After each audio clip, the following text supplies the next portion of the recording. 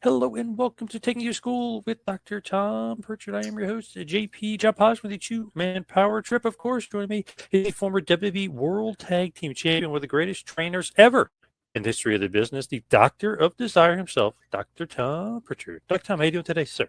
John doing great. Hope everybody else is doing great too.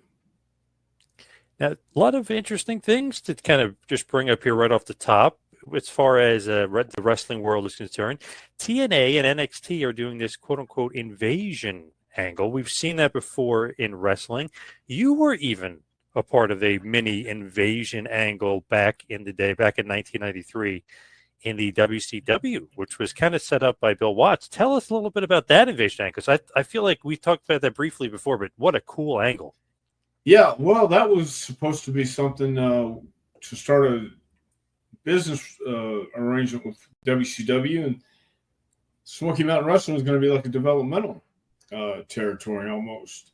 And it started with the Rock and Roll Express and Heavenly Bodies, and as soon as it started, it ended. So we had one match at Super Brawl 3, I believe it was. Yep. Super Brawl 3, right? Yep. And Watts had already been made his exit by then, and we were out. So, but then the WWF called, and we were in there. The interesting part is, like, could he have done Bischoff? Meaning, when he came in, could he have done more to kind of save the angle? Because Watts leaves and Bischoff takes over, and that's the end of the invasion. They built it up and then kind of threw it by the wayside. Yeah, but I think that was all due to Jimmy and Bill Watts' relationship. And I don't believe Jim had a relationship with Bischoff. I don't think he cared for Bischoff at that time. So while Eric definitely could have done something with it, I think Jim chose and Eric chose not to. So, yeah, I'm sure it could have been saved, but I don't think either party wanted to save it. Had that great Super Brawl match against Rock Express. There was also a match a few weeks earlier on Worldwide, a great 8-man tag: Ricky Steamboat, Shane Douglas, Rock and Roll Express versus the Heavenly Bodies, Flying Brian and Stunning Steve Austin, which goes to a double DQ.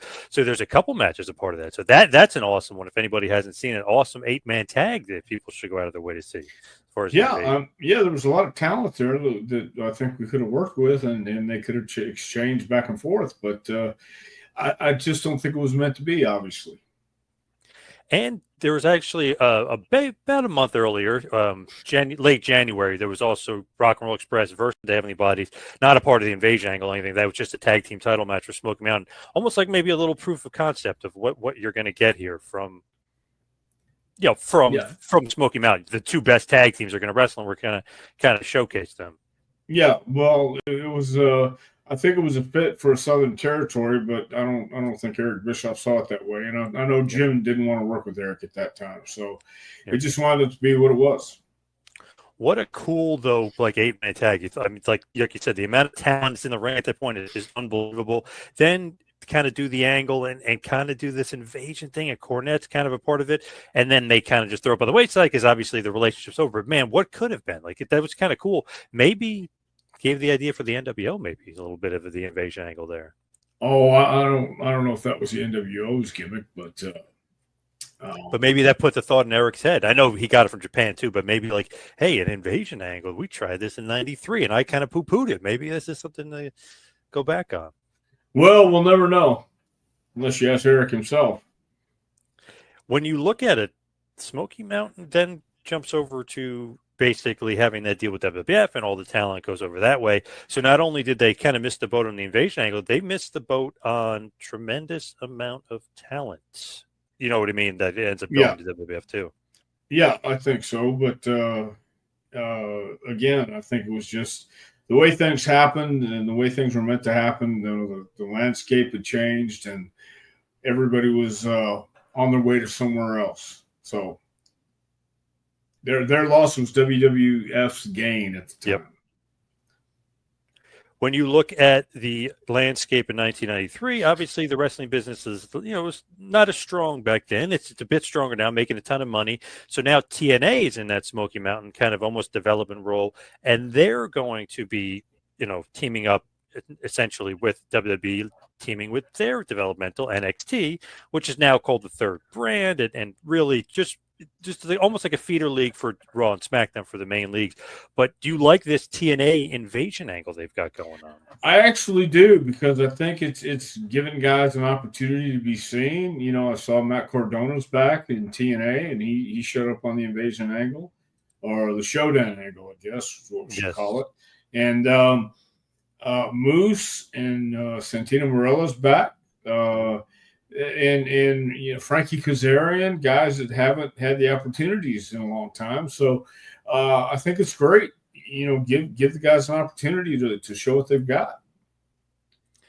The crazy part is, as I showed here, NXT Showdown, Tuesday, October 7th, of course, part of NXT. So NXT versus TNA on this show. It was originally called Invasion, which is obviously a play off the WCW versus WWF 2001 storyline, where WWF bought WCW, but then WCW was invading the WWF. Then, as the story goes, some Israeli, I guess, paper or whatever, they had issue with it, saying that October 7th, it's putting out Israel in a bad light. You can't use the term invasion.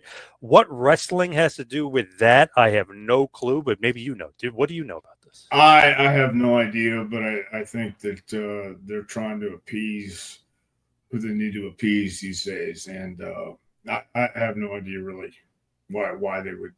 Well, I do know why they'd be upset, but I don't know what it has to do with wrestling. Man, just like I was like, wait a second, they can't call it Invasion, which is literally a play off of something they did 25 years ago, is why they're calling it that. But they can't do it, and they kind of succumbed to some political pressure there. Now it's called Showdown. And they explained it, like Santino goes, no, it's not an invasion, it's a showdown. Like, right. Well, I mean, you never know who's got their pulse or finger on the pulse there, and what they're thinking. So, I mean, they just chose the safest way out, I guess. Another thing that I was kind of like chuckling at. So here's the logo, obviously, for the show. It's Showdown. But the Team NXT versus Team TNA. So Team TNA on the women's side, they're having a 4-on-4 Survivor Series team, like women's match as well as a men's match. But the women's team has Kelani Jordan, who's in NXT, Jessie McKay and Cassie Lee, who are both former WWE talents, and Mara Sade, who's a former NXT talent. So the whole TNA is essentially a NXT team, or was an NXT. So it's weird. It's like, okay, WWF did this, and we didn't learn from this when they had Shane McMahon, Austin, and Kurt Angle on Team WCW. Like, come on, like they didn't learn from this? Well, maybe not. You know, who knows what they're thinking these days? I don't know if I like that. And then, of course, the Team NXT team is all NXT. JC Jane, Jada Parker, Sol Rukas, Lola Vice. You know, typical NXT team there. Ethan Page versus Mustafa Ali for the NXT North American Championships on that show. And then Team NXT, Ricky Saints, Trick Williams, Javon Evans, and Miles Bourne versus Team TNA, Mike Santana, Frankie Kazarian, Moose, and Leon Slater. So that is a true blue TNA team right there. Yeah, so, that's some talented guys on that team, on both teams. Yeah, some real talent there. I like those guys. And Dark State, Dion Lennox and Osiris Griffin versus the Hardy Boys. Winner take all match for the TNA and NXT World Tag Team Championship. Everyone banned from ringside, so Dark State will not be able to cheat in this one. So what do you think? Could the Hardys end up being NXT Tag Team Champions? Sure they could. I think it's great to see the Hardys back. I'd be interested to see how sharp they are and what they got going on. Man, it's like kind of crazy to think like in 2025, the Hardys could be, I know it's NXT, but they technically could be WWE champions, you know, WWF Tag Team champions. Kind of crazy. Yeah, it's kind of crazy. But that's the good thing about wrestling. I mean, you never know what's going to happen. I mean, you never know what's going to happen. Never say never in this business. I learned that a long time ago. So NXT versus TNA, no longer known as Invasion. It is now the Showdown. Do you have any predictions? Who do you think NXT goes over? Because it seems like NXT keeps going over. Like Trick Williams is the TNA champion. He's NXT. Kalani Jordan is TNA champion. She's NXT. It just seems like WWE keeps kind of getting a lot of wins here. They seem to keep going over here. Well, yeah, and that makes sense in their minds, but I think you have to put somebody from TNA over too in this thing, and I don't know how they'll figure that out, but I'm sure they'll find a way. I mean, you got talent on all sides, and it's going to be interesting, interesting matchup, interesting show. When you look at it, it's like, okay, that's like typical WWE booking where they own something, they take it over, they become all the champions, and the other promotion doesn't get as much out of it as you would think they would by teaming up with WWE. So they have to smartly kind of, I don't know, figure their way out of this and put over TNA a little bit, once in a while here. Yeah, I would think so. That's what I mean. It's going to be a very, I think it's going to be a hell of a show. I think it's going to be interesting results, and I'm curious as to what they're going to do and how they're going to handle it. It'll be a real good thing to watch. Will you be watching? Are you going to be watching, maybe taping it, or are you going to be following online with clips? I'll be following online with clips from. Yeah. That seems to be a lot of what they're pushing towards. I don't know if that's necessarily good for USA Netflix stuff, but they really push for people watching the clips. Like their social media numbers are off the charts. People say, "Oh, they're doctored," but no, but they're so high. Even if they were doctored, it's ridiculous numbers. So, if you cut off, I don't know, even if you cut off 30% of the number, it's still ridiculously high. So that's like their bread and butter. It seems like they love people, getting clips and kind of watching it highlight style, like highlight fashion. Well, yeah, I think it plays to people's timing and their busy days. They can cut through the all the unnecessary stuff, and not that there's anything unnecessary on that, but get to the highlights and see what happened. People are busy these days, and that's the best way to go about it, I think. So WWE has Crown Jewel coming up in Perth, Australia. Title versus title, but it's not really title versus title. It's really champion versus champion. It's Seth versus Cody Rhodes, and they did a great video package on Raw. Actually, 2 weeks in a row. I got to be honest, 2 weeks in a row, 2 good promos there from Cody and Seth Rollins going back and forth. So I like kind of the way they're building it, and obviously those two, this is a big match. It's a big rematch when Cody beat him 3 in a row. So this is a big match here in Perth, and they keep teasing the name Brock Lesnar in there too. Well, I think they need to keep teasing the name Brock Lesnar. I think Brock is probably the most authentic guy they have in wrestling or any sport these days, and why not? I mean, keep everybody guessing. With Brock, it seems like could he be at the show? Could he interfere? Could he help Seth win? But then I was reading online, who knows if it's true or not, that he's rumored to be taking some more time off. So if that's true, why would you keep mentioning him? Like, is that smart if he's taking time off to keep mentioning him? Well, I think you want to keep people guessing and wondering if he is going to show up or not, and wonder what's going to go on. I think that's a smart thing to do. They keep saying he's not on the docket until the Royal Rumble, which means that he'd be off basically for the next 3 months, and then he's on for Royal Rumble and WrestleMania. But to me, he's got to be a part of Survivor Series, no? Wouldn't he have to be a part of that huge show? Not necessarily. I mean, depends what they're going to do with him. It depends what they have plans for. And then again, I think Brock would probably come back to set his own schedule. I don't know how much he wants to wrestle these days, but I thought he looked great against Cena. I thought, when I looked at him, he looked huge. And some people said he looked bad, but I thought he looked great. So, I mean, coming back, you want to use him to his maximum and get everything you can out of him. And if they don't use him in Perth, then maybe it is the Royal Rumble. Do you think that maybe those people are crazy because he looks ridiculous? He looked like 325 pounds and just like rock solid. He looked huge. Yeah, he did look huge. And I think those people are crazy. You thought he looked bad. And I like that he got the win too. I know we talked about that before, but I like that he got the win because he's the one that's going to be sticking around, not Cena. Right. I agree. And here, so the Royal Rumble is on the table, obviously, and they're saying that's his next appearance in WrestleMania. But I think it's probably before that. But I was listening to somebody that they were explaining kind of how Brock rolls, if you will, and just the history of him and WWE and his schedule. And it's basically like he gives them the dates, and they kind of work around and do the creative from that. Does that make sense? Makes perfect sense. Yeah. Brock does what he wants to do, and he lets them know it. Kind of shows you who's the draw. You know what I mean? Like who need two around here. Yeah, definitely. There's only one Brock Lesnar. So I'm always kind of like interested when people are like, "Oh, Cena is such a big draw," this and that. Seems like Lesnar really. I mean, just going by the UFC title run too. I mean, it seems like Lesnar's the big draw to me. Like he's like the real deal big draw. Yeah. I mean, who else? There's nobody else like Brock. So you want to keep him special, and that's one way to do it is keep him used sparingly. Would you have him show up in Perth, and would you have him show up at Survivor Series and be a part of the Vision? Would you have him be a part of like Seth Rollins' team for Survivor Series? I would have him show up in Perth and then go to Survivor Series. Yeah, I would, but I don't know if that's going to be the case or not. Me too. And I feel like Seth Rollins, Braun Breaker, Bronson Reed, and Lesnar as a Survivor Series team. It's a damn good team. And that would be great if it was going up against Roman, Punk, and the Usos too, would be even better. Yeah. I'd like to see that. There's so many guys that the Vision is feuding with, if you think about it, right? They're feuding with everybody.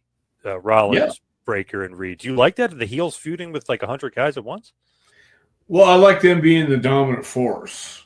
And I think being the dominant force means you're going to have to mess with everybody's head. So, yeah, I think there's enough to go around. And I think they're going to continue to be a dominant force. The thing with them, too, is like, okay, they're being booked pretty strong for the most part. Obviously, the Breaker's going to, I think, be the breakout star and go in that direction. But it's like they're feuding with the Usos, a little bit of Cody, a little bit of Punk, obviously, a little bit of Cena too, Roman. So Randy Orton now because Orton and Cody will be fighting him. So it's like, man, they're feuding all the top guys or all the top babyface. They may need to have somebody turn. They may need a heel to kind of to help them out because they're feuding with so many guys. Even LA Knight, throw LA Knight in there too. Yeah. Yeah, well, I mean, right now they're doing great. I think they're going to stay dominant. That's definitely what they need to do. So as far as something, I don't know, maybe it kind of came along the internet kind of crazily and people didn't understand what it was, or maybe people were just like kind of questioning it. But apparently Vince McMahon's 80th birthday party, and I'm not going to put this out of turn because people on wrestling websites has posted this picture, so it was not supposed to be posted. I guess it was part of an NDA or something. There's something, maybe just a promise or just a handshake. Hey, I'm going to give this out for my 80th birthday, meaning Vince McMahon is going to give this a gift out for his 80th birthday. Nobody take a picture, nobody show it, and then apparently somebody took a picture of it and sent it into the wrestling media, and then everybody picked up on it and posted the picture. So I'm going to post it, even though I'm not doing this out of turn. So I'm maybe one of the last people to post this because there were so many others that posted before me. But there it is, a bust of Vincent Kennedy McMahon for his 80th birthday. Do you like the bust? Well, it looks like Vince. Yeah. Is that a thoughtful gift to give to all of his, like a thank you gift, if you will? Well, Vince is Vince, and if he wanted to give a bust to himself, then that's I think I can see where some people could appreciate it and some people wouldn't. Do you possibly have one of these? No, I don't have one. Okay. I think I wasn't invited to the party. Brother Bruce has one. We know that because there was pictures of him at the party, so we know Bruce was there. Okay. Does that book or that other bust, does that look like Bruce's desk or no? Because it's going to out. Okay, it doesn't look like Bruce's desk. No, I don't think that's Bruce's desk. Man, actually, this is probably the hotel. Actually, now that I think about it, this is like a generic hotel desk with the. But I just think this is crazy. Like you're not supposed to, break the NDA. Who's the other head? Who's the other head of? I don't know. Is that like Julius Caesar or something? I don't know who that is. That's interesting too. Vince is giving out some interesting gifts. Yeah. Have you ever gotten an interesting gift from Vince? No. Oh, wow. Never have. This is just funny to me. Maybe a little egomaniacal, you could say, maybe a little bit. Like your gift that you're giving people out, thank you for coming to the party, you're giving a picture of your face. Well, if you stop and think about it, you have to have an ego to be a successful businessman no matter what. You do, and Vince is an icon. Vince has done so much for not just wrestling but the entertainment business, and I would say he's a household name, but I mean he's somebody that has really made an impact, not just in America but all over the world. He's known, and I mean it's kind of a cool thing if you think about it, and yeah, maybe a little egotistical, but then you realize it's Vince, and you accept it for what it is. I love it though. I wish I had one. Maybe we'll see one on eBay or something. You know what I mean? Just really, really interesting little gift there of the bust for Vince McMahon's birthday party. Pretty creative though. I'll give him that. Very, very creative. Yeah, yeah. Now I can't go into too much detail because this person that I'm friends with told me this in confidence. But there was a certain employee that worked for WWE, and Vince found out something negatively impacted this guy financially, and Vince gave this guy, who wasn't like a big time star or a big employee or anything like that, he gave this guy a card and he said, "Do not mention this to anybody." And he gave the guy something that would make up for this guy's tremendous loss. I was like, whoa, like that's pretty nice. And he said, "You make sure you don't tell anybody." So it was like a nice thing that he did just the goodness of his heart. So maybe he's not such a hero and an egomaniac. Maybe. Well, I've gotten bonuses before that I didn't think I deserved, and I didn't know where they were just coming. But I can see that. The duality of a man, right? I mean, he's not all bad, not all good, but he's not all bad either. Not all bad at all. Here's the thing. TKO is actually kind of portraying him in a good light. They actually turned him babyface. We were talking about this with the tickets, and I came across this, and I just thought this was kind of crazy. The way they turned Vince babyface is, we're going to charge whatever we want for the ticket. So basically, really close seats, $9,000. There's a $15,000 package as well for the front row seats, and there's a $40,000 package where you get your own entrance and you walk to the ring. They announce you. So there's a whole other more money grab going out of that. But if you're looking at some of these ticket prices here, the worst seat in the house, I mean, really essentially $600, $700, $800. I mean, for the worst seats, section 400 level in the stadium, we're talking about worst seats in the house. Well, how bad are the seats? Where is the arena? I mean, how is the arena set up? And so it's a football stadium, so it sits about 60,000 with that right. ramp. So when you're in the 400 section, it's hard. It is really hard to see. You're not getting. I mean, those are not good seats at all. Well, long gone are the days when it's Friday night in the Coliseum. And I enjoyed Friday night at the Coliseum in Houston, Texas. But those days are gone. And it's a whole different business. It's a whole different clientele. And like I said, as long as the public is willing to pay for it, they're going to keep going. And it's when they start not selling out and people stop coming is when they'll change. That's the thing. Let's see, because MSG, the price went up even from the last time I went, and then the time before that I went too, and the prices had jumped, doubly from that time. So let's see, when it stops, because I was like, oh, maybe I'll go to John Cena's last show at MSG. Maybe my son wants to go. And then I was like, oh, maybe I won't mention it because I was looking at the price of the tickets, and they were pretty crazy. They were at least $50 ahead more than they were last time for the same seats. What are tickets for the Garden?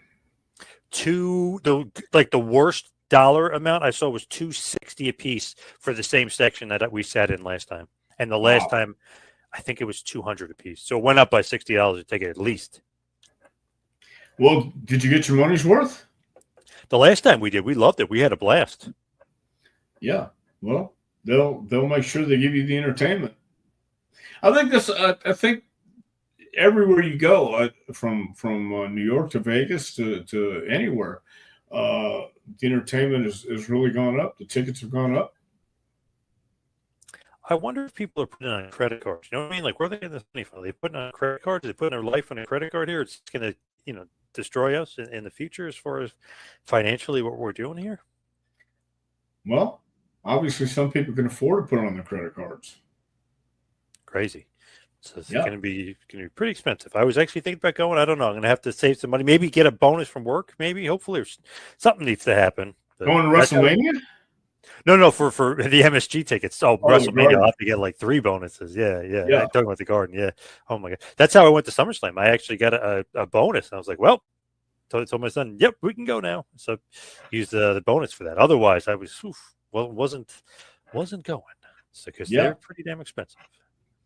Well, like I said, it's a far cry from every Saturday night or every Friday night in your local arena.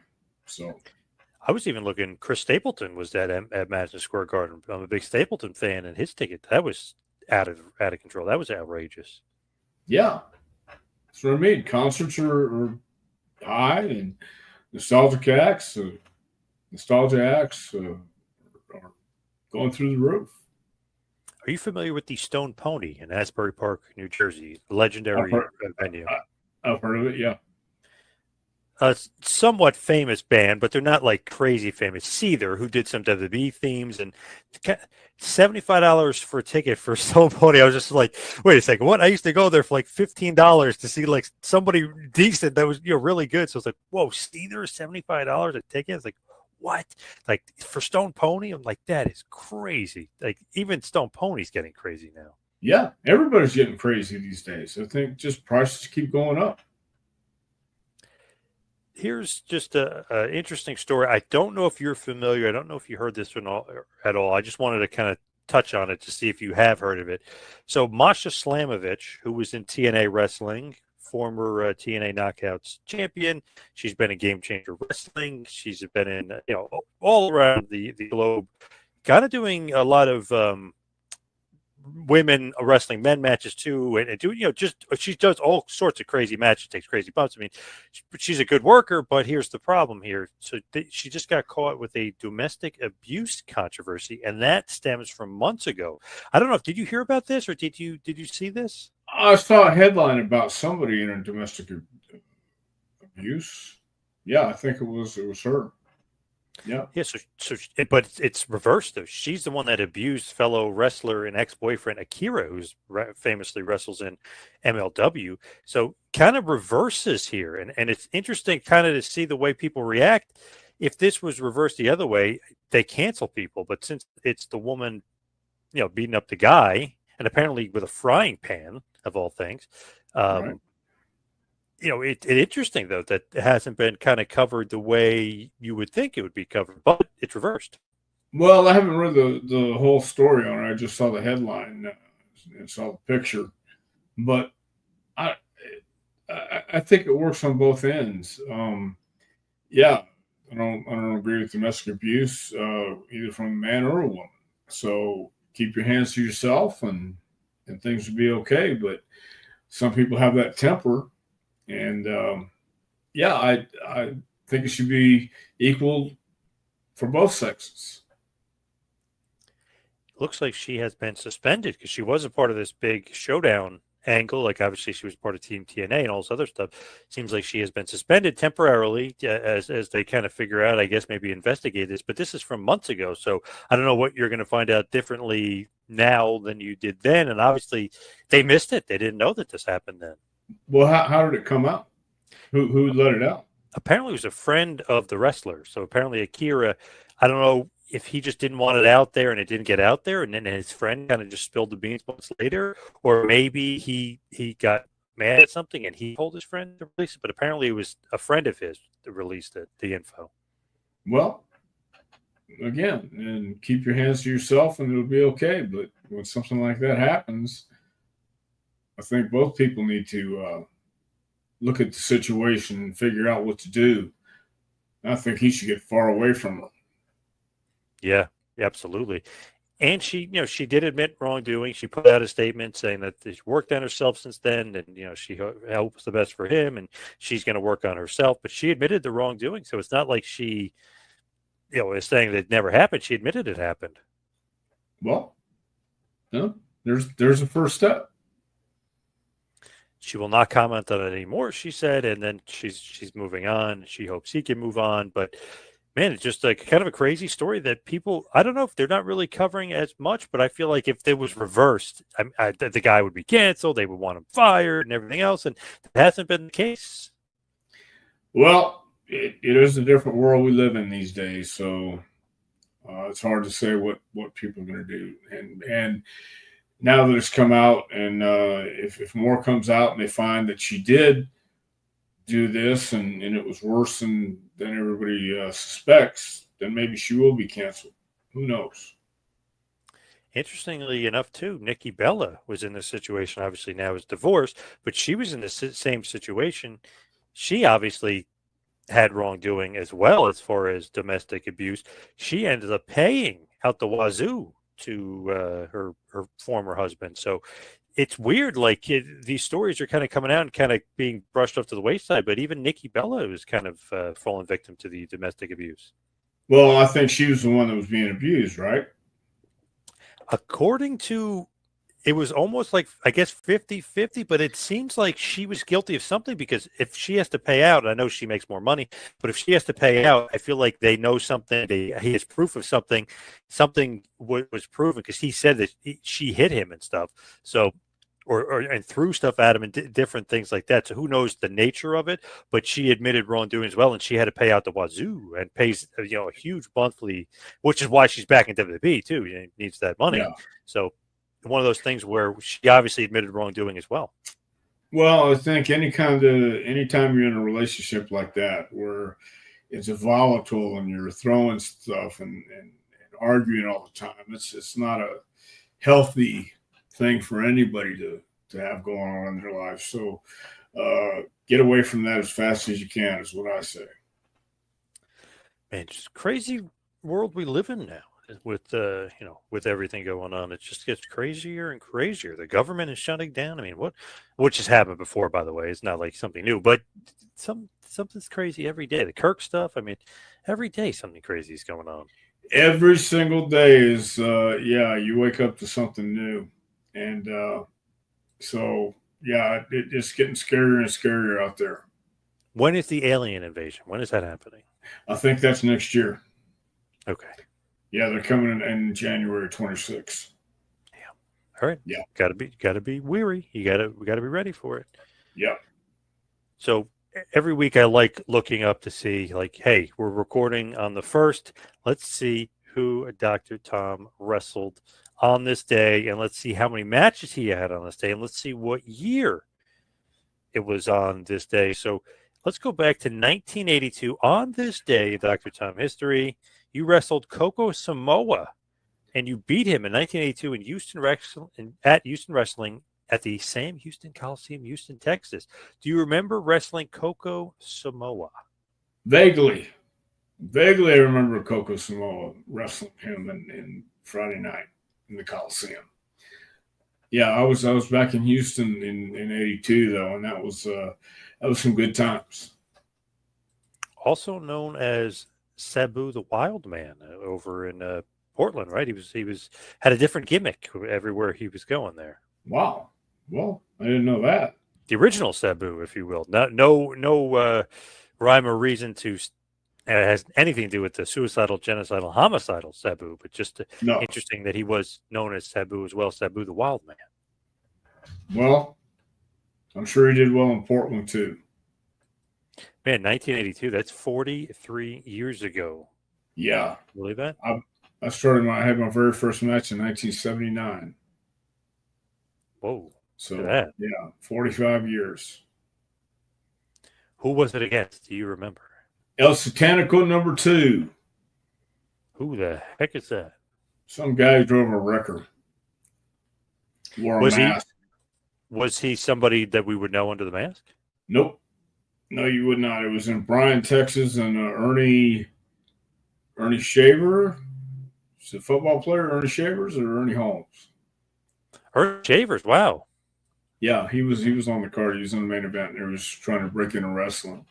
Had a big arrow shaved in his head, like a mohawk. And Nick Kozak and Joe Mercer were training him, and they needed a card for Bryan, Texas, and it was October 20th, 1979. I was working in the office for Paul Bosch, and they had the show going on, and I asked Paul if I could work on the show, and he said, yeah, gave me his blessing, so we worked on the show. First match. Wow. It was outside, awesome. yeah. Awesome. There's actually no record of it that I could find of that. So it's interesting. They online has your first match, a part of the Sportatorium Dallas, Texas show for NWA Big Time Wrestling, and they're saying you lost to Skandar Akbar, the legendary manager.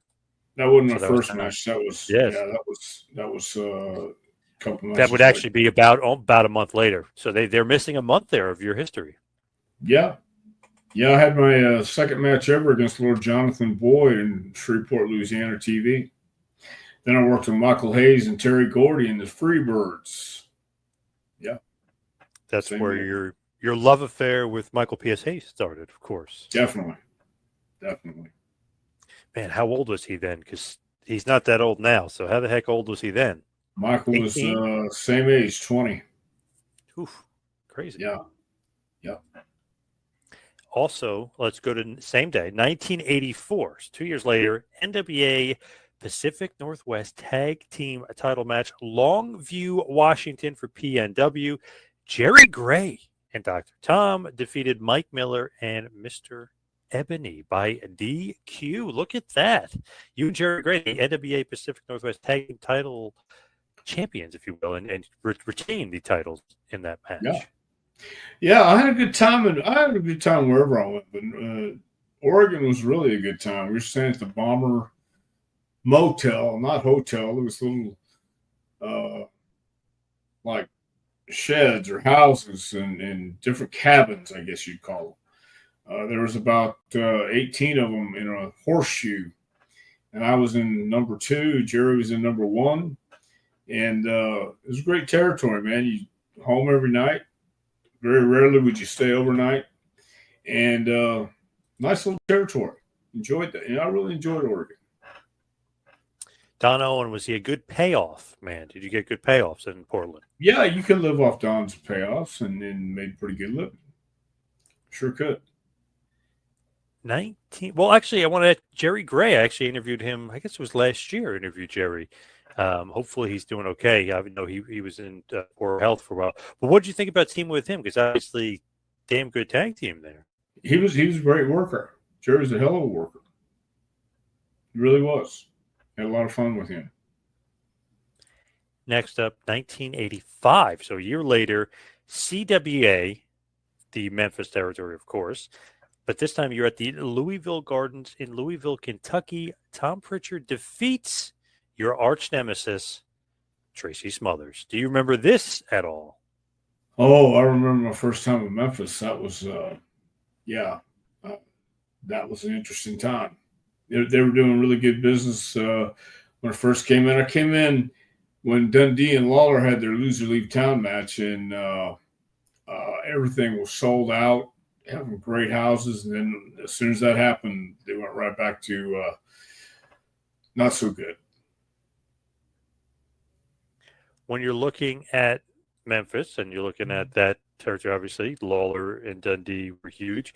How was it working for Lawler at that point? Or did you like Memphis? Did you want to stay in Memphis? No, I didn't really care for Memphis at that time. And since then, I've been to Memphis maybe 3 or 4 times, worked the territory 3 or 4 times. And by the last time I was there, Eric Embry was the booker. And I finally learned that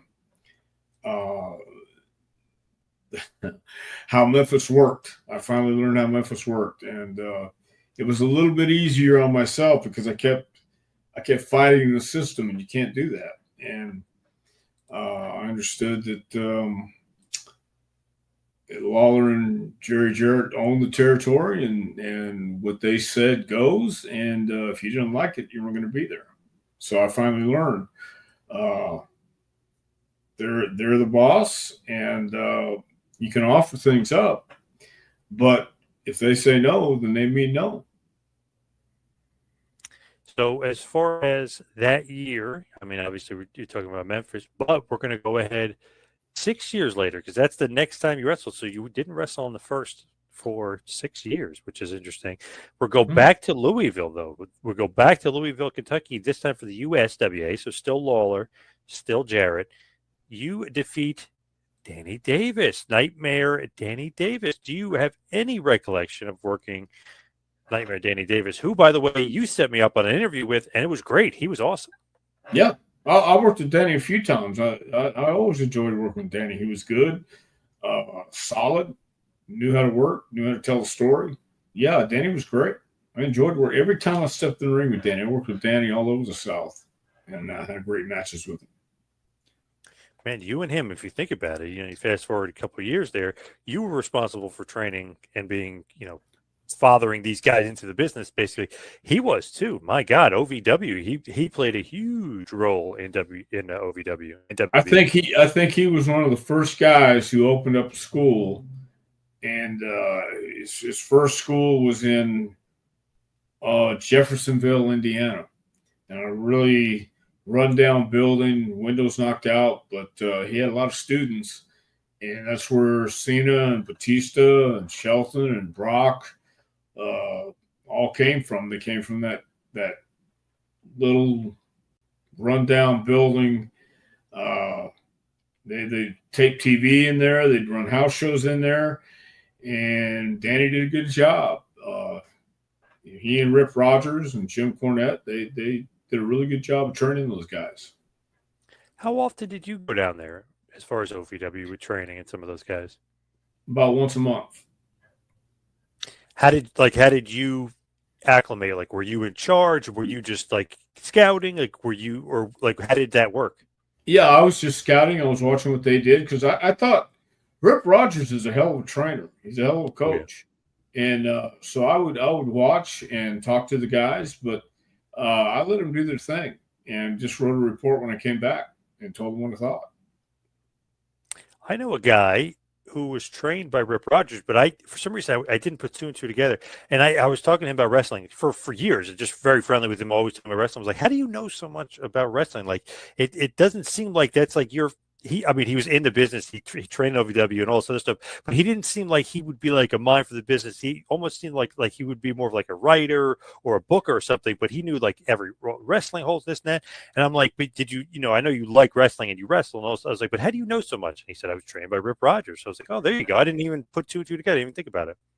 Yeah, Rip is a pretty knowledgeable guy. He really is. And Scott, I just saw Rip in Vegas and Scott Romer. You know who Scott Romer is? Yes, photographer. Yep. Yeah. Well, did you know he was also a manager, wrestler, boxer? Scott wrote a book.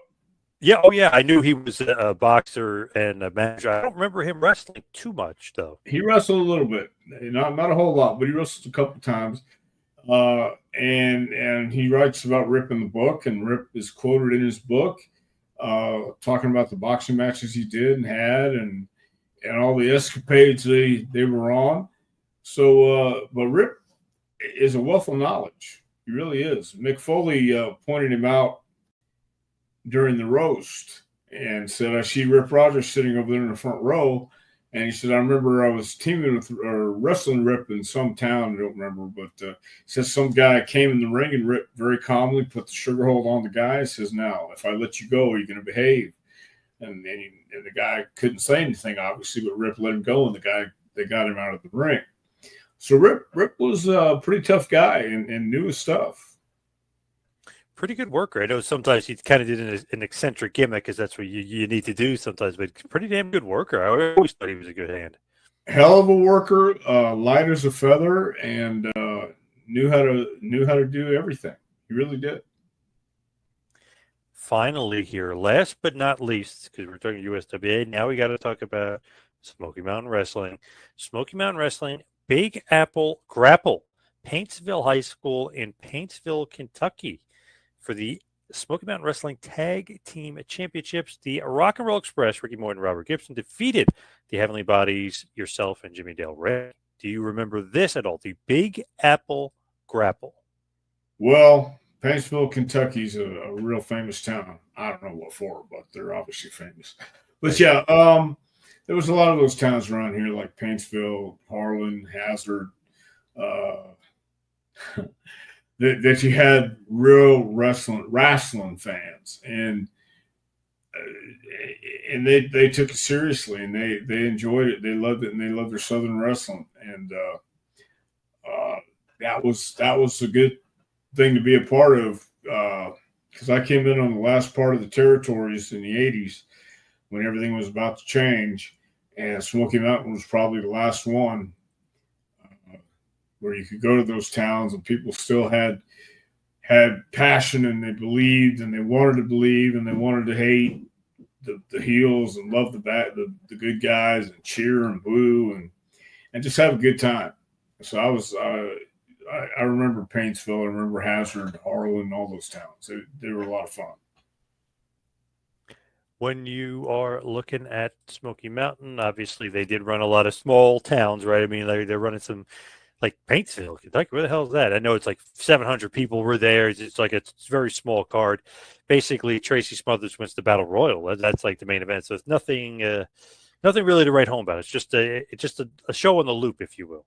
Well, when Jim looked at Knoxville, when he came with WCW to Knoxville, he saw how passionate the fans were and saw that Knoxville was still a market that had wrestling fans, Southern wrestling. And that gave him the idea to open up in some of these small towns around here.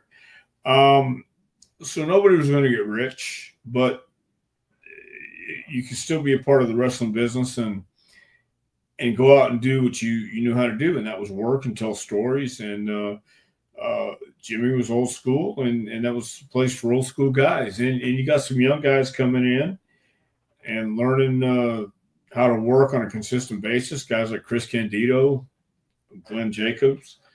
My God, who else? Boo Bradley. A lot of young guys came through.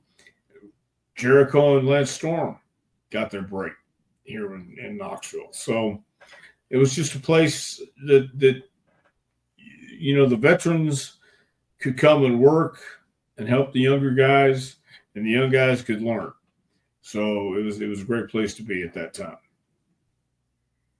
So that's it for your history here, your days in history. We went through 5 matches, 5 different territories: Houston to Portland to Memphis to obviously USWA, technically Memphis, but really different promotion. And it was in Louisville, and then in Paintsville, Kentucky for Smoky Mountain. So we went through it all. Tommy, yeah, a lot of your career right there.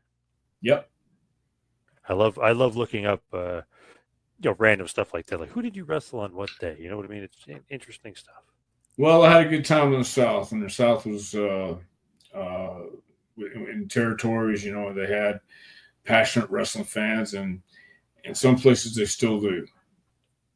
I was actually looking the other day of like Bryan Danielson matches, and I was like, oh, who did he wrestle? On this day and whatever, and it was on the 30th. Technically speaking, it was September 30th when I was looking at it. He wrestled Kamala for the Ring of Honor title. He defended against Kamala, and I was like, "Wow, that's pretty awesome." And I remember that match because I have it on a back in the tape trading days. I have it on DVD.